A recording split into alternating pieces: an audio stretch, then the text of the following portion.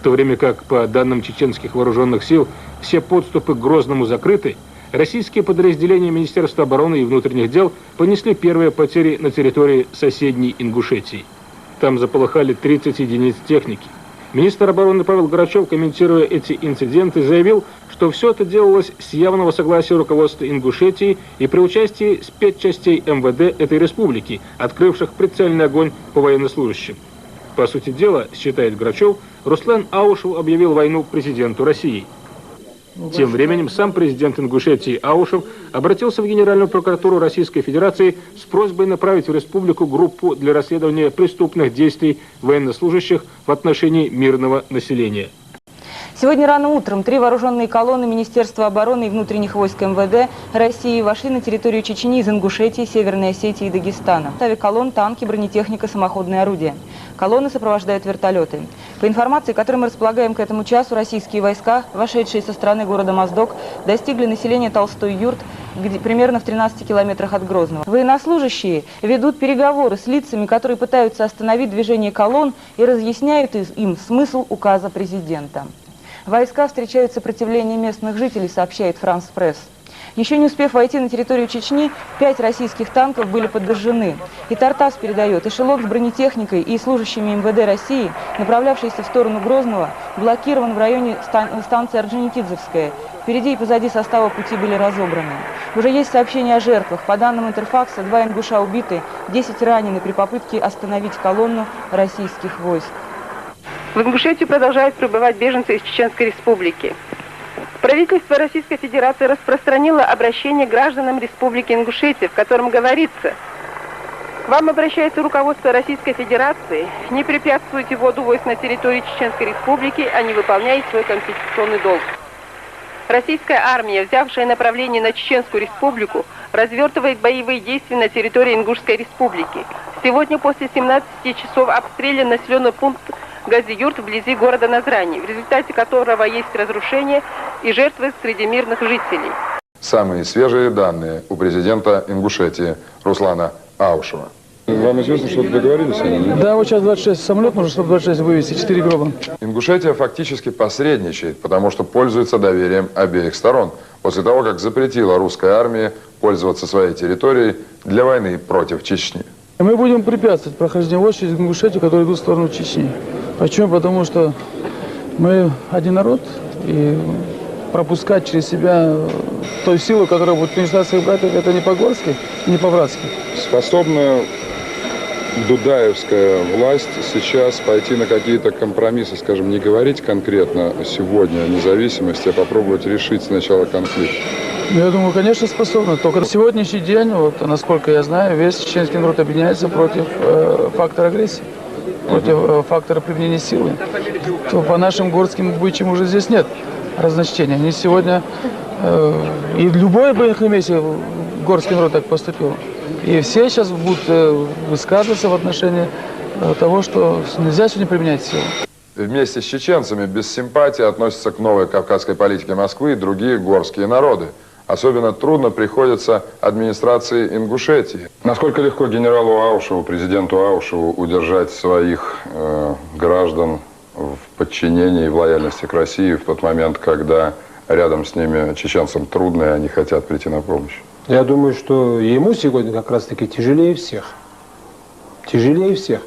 Тем более повода, фактов для того, чтобы Аушев говорил бы о том, что мы находимся в составе России, Россия о нас заботится и так далее. Этих фактов все меньше оставляют федеральные органы власти для Аушева тоже. Аргументов в защиту своей позиции, мужественной позиции.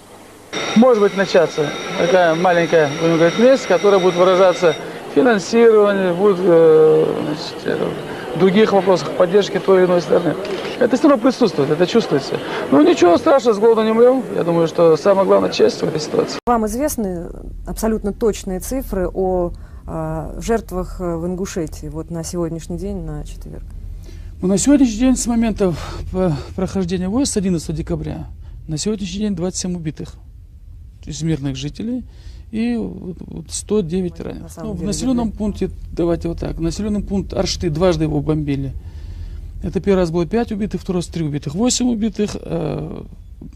Гази-Юрт Первый раз его бомбили, там 3 убитых. И вот раненый Арштейб, Алкун верхний. А остальные были убиты при прохождении войск. Они с колонны вели огонь по людям, которые на дорогах находились, вдоль дорог. 100% жителей Ингушетии против войны в Чечне, и они морально и оказывают помощь. Сколько здесь находится? Порядка, в самые тяжелые дни было до 120-130 тысяч беженцев на территории Ингушетии. Оказывали помощь, и сегодня оказываем помощь, и сегодня сделаем все. И мы, конечно, а как ты? От своего брата откажешься, что ли? Не откажешься никогда от своего брата. И я не знаю такого человека или такой народ, который от того, что ему стало плохо, и тут же отказаться. Войска шли на Грозный через Ингушетию. Местное население, как и в 1992 году, не встречало их цветами, но и было не в состоянии оказать сопротивление. Аушев требует от жителей республики соблюдать спокойствие, прекрасно понимая, что один неверный шаг, один шальной выстрел даст повод для втягивания в войну Ингушетии. В первые дни войны Ингушетия приняла на себя удар.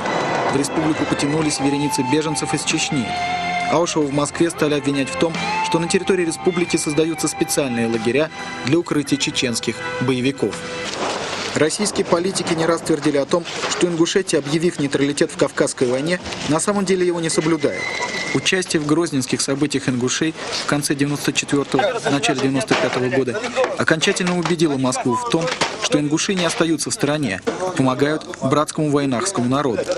На заранее никто и не отрицал факт участия в боевых операциях в Чечне ингушских бойцов. Убедить весь народ не брать в руки оружие было невозможно. Я хочу вот что сказать. Истинная правда, от вот этих пацанов посылают на войну.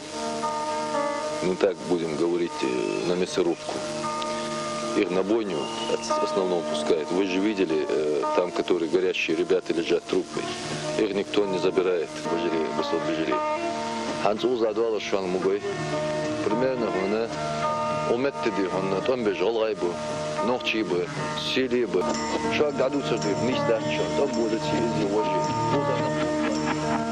Наиболее тяжелое сопротивление встретила колонна, продвигавшаяся со стороны Ингушетии. Сейчас она находится в 40 километрах от столицы Чечни. С наступлением темноты продвижение войск к Грозному на сегодня прекратилось. Остановить эти колонны, потому что каждый по Конституции имеет право защитить свое жилье. Люди эти помнят 92 год, когда те же танки, тот же министр обороны давал команду на уничтожение. Сегодня днем мы наблюдали прохождение армейской колонны через Назрань. Жители Ингушетии блокировали дорогу. Отношение к действиям России откровенно враждебное. Ингушетии Руслан Аушев направил письмо в адрес исполняющего обязанности генерального прокурора Ильюшенко, в котором говорится: продвижение российских войск 11 декабря 1994 года по Ингушетии сопровождалось преступными действиями военнослужащих в отношении мирного населения республики. Огонь авиации и стрелкового оружия повлек человеческие жертвы и потери. Убито 5 граждан, ранено 15. Разрушено 6 домов и мечеть. Прошу незамедлительно направить для расследования указанных преступлений группу из числа работников Генеральной прокуратуры Российской Федерации. Парламент Республики Ингушетия направил телеграмму в адрес первых руководителей России, в которой в частности говорится: парламент Республики Ингушетия настоятельно просит принять срочные и исчерпывающие меры по обеспечению безопасности населения республики, мирному решению проблем. Ингушетию, едва справляющуюся с грузом нерешенных проблем, среди которых особенно остро стоит проблема возвращения 70 тысяч беженцев и десятков заложников, коснулась еще одна война, на этот раз направленная вроде бы и не против нее. Об этом говорили на митинге жители близлежащих от Назрани населенных пунктов.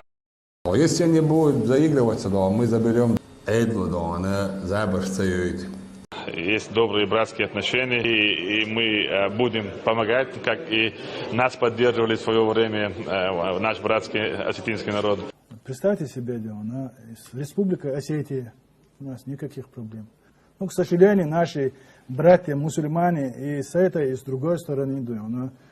Ахшар, ну вы, конечно, проявляете дипломатические инициативы и организуете встречи, но практически ваш Моздок, североосетинский, Северная Осетия, значит, стал одним из плацдармов для наступления, для военного наступления на Чечню. Дело в том, что Моздок граничит с Чеченской республикой. И, наверное, поэтому таким образом рассматривается Моздок.